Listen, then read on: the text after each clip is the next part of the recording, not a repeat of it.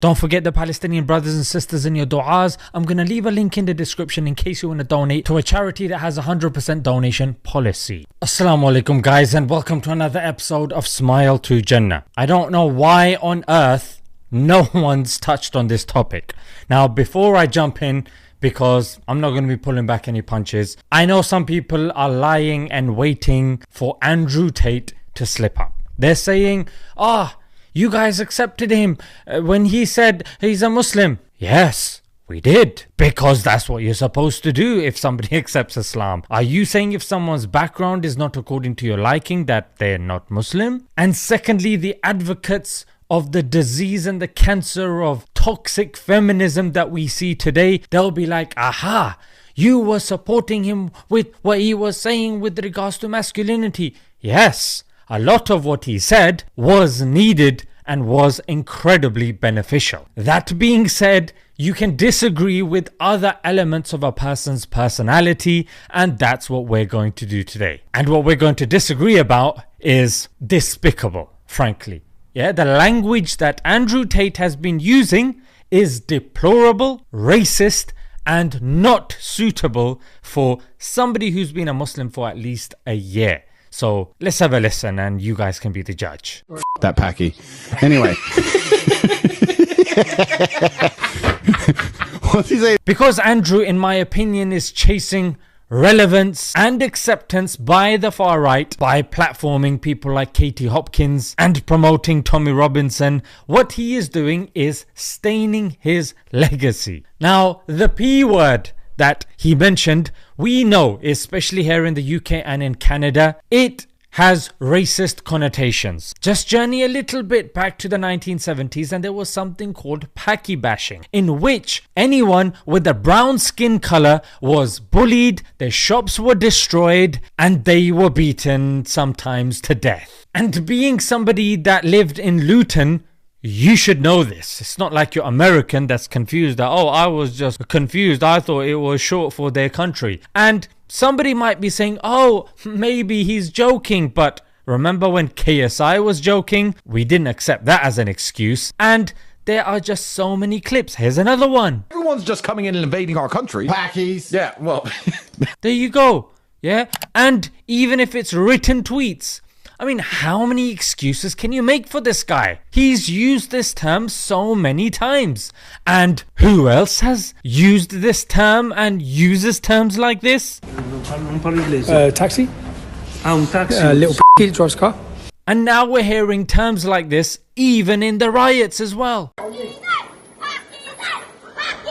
And here we can see recently, in the last few years, in Manchester there was a stabbing and the P word was used by the perpetrator. And in case somebody is still there sitting on the fence, here's a tweet that he did depicting the Cardiff attacker as brown and with a knife, and no context needed or given, frankly. And then he speaks highly of Tommy. I tweeted today in support of Tommy Robinson. He is against corrupt governments. Plus, I know him on a personal basis. I don't need everybody to agree with everything I say. He makes it clear that he is against Islam, mate. Yeah, there are other clips in which he's okay with Hindus, Sikhs and Jews. It's the Muslims that he's got the problem with. But because of semantics, he says, no, it's Islam, not the Muslims, even though the Muslims are following Islam. And it's very clear that he supports Zionism and he's a Zionist agent. In fact, we're not against migrants, okay? I'm against Islamic immigration into our country. We are sole purpose to tackle Islam. If there was a war tomorrow, which there will be, because I'll probably start at the end of the session.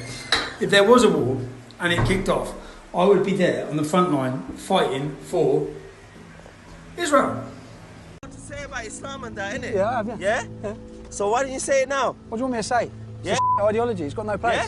Yeah, it's got no place.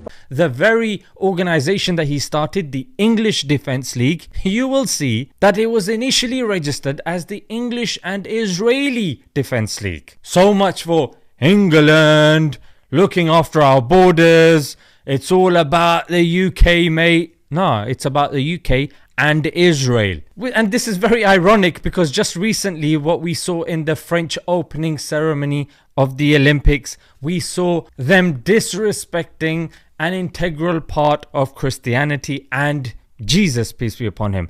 Muslims stood up. Andrew Tate was one of them. He's saying you should not tolerate this blasphemy. And it's true. But why is it that you tolerate the blasphemy for your own religion from Tommy Robinson? We talk about this with Gaza, Israel right now. So I think it's kind of hypocritical to talk about how the Gazans have been repressed and the land is being taken from them by insane globalists, and then sit there and say, well, the British shouldn't complain that insane globalists are importing. And then he compares Palestine, you know, where the genocide, ethnic cleansing, apartheid is taking place, where Lancet Journal says 180,000 plus Palestinians have died, where UN 2017 describes it as unlivable because there's only 2 hours of electricity a day and 60% youth unemployment. And the 9th head of UN, Antonio Guterres, said if you want to see hell on earth, go look at the children of Gaza. And Israeli army spokesman Daniel Hagari said the goal there is destruction, not accuracy. How dare you compare what's going on over there to what's going on over here? How dare you? However, this false dichotomy of sides, choose a team, is exactly what the Matrix wants. Because I'm going to tell you what is going to happen. No, I'll tell you what happened. You want to talk about Matrix? You riled them up with false information. Yours was the early few biggest voices that said that he was an illegal immigrant. So an undocumented migrant decided to go into a Taylor Swift dance class today and stab 6 little girls. I don't see any protests in the UK. I don't see anybody complaining. Nobody's outside of the school. Nobody's outside the police station. I don't know what it's going to take for Western civilization to wake the up. Your enemies are not far away. It's domestic. They've been invited in by treasonous politicians. A range of people took part in the disorder, from children to long-term far-right activists. A former head of counter-terror policing says some violence has crossed the threshold into terrorism. In fact, somebody at the prominence of Nigel Farage, even he took news from you and then threw you under the bus. One of the reasons the Southport riots were as bad as they were is we weren't told the truth. There were stories online from some very prominent folks with big followings, Andrew Tate, etc. Now you guys who started this off look like prats, because in certain areas only 50 of them turn up, 100 of them turn up, and now you're sitting over there with egg on your face. You got tricked by the Matrix, and now you're leading others back into the Matrix by supporting Zionist assets like Tommy Robinson and perpetuating a migrant scapegoat, which we know is not the real cause. Because those people that are talking about migrants, okay, illegal migrants, of course, it's not a good thing. The conversation doesn't start from, oh, people are coming. Nothing happens in a vacuum. Why are people coming? Because Britain, at one time or another, has ruled over 90% of the globe. And they've gone over there, colonized them, pillaged them, and then come back and built their own countries. Not only that, these people will say, yeah, we don't want migrants coming over here and causing issues.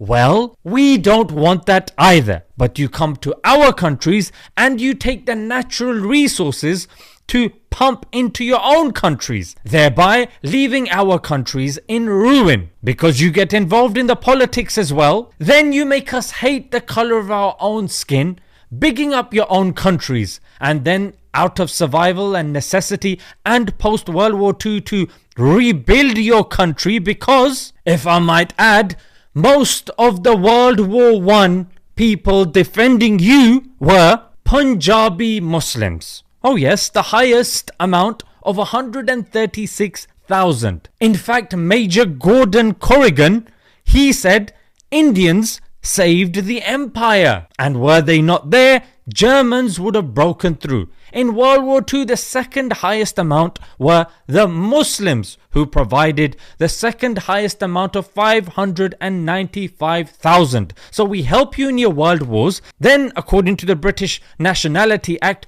you call us over from the colonies legally, so we come and we settle, rebuilding your country, and apparently that's an issue as well. You can't have your cake and eat it at the same time. Comparing Pakistan and other countries. Pakistan didn't do what I've mentioned. They didn't colonize other countries, siphon off their resources to build up their own country, and then get involved in a world war and then invite people from the colonies to help rebuild it. Give me a break. The conversation needs to happen holistically. Are there issues when it comes to migration and the likes? Of course there are. Is that the only issue that should be the reason why people are coming out on the streets and smashing up shops? No. And if you think it is, mate, only God can help you. That's all I can say. And you know what the greatest irony is? He's hyped up all these people and now these far-right individuals are turning against him. Read this tweet. Oh, he's disappointed that they are turning against him. Oh, okay. So much sympathy coming your way, Andrew. Not. And now Nigel Farage is even throwing the likes of Tommy under the bus as well. They're turning on each other. Good. Good on you, mate. And hopefully, Andrew, this will be an awakening for you. That these people that you are looking towards for acceptance, they will never accept you. So the only one you need to be true to is God. For if you fix your relationship with God, Allah, then Allah will fix your relationship with the people. If we try to do it the other way around, it just doesn't work. Let's leave it there, guys. Until next time. Assalamu alaikum.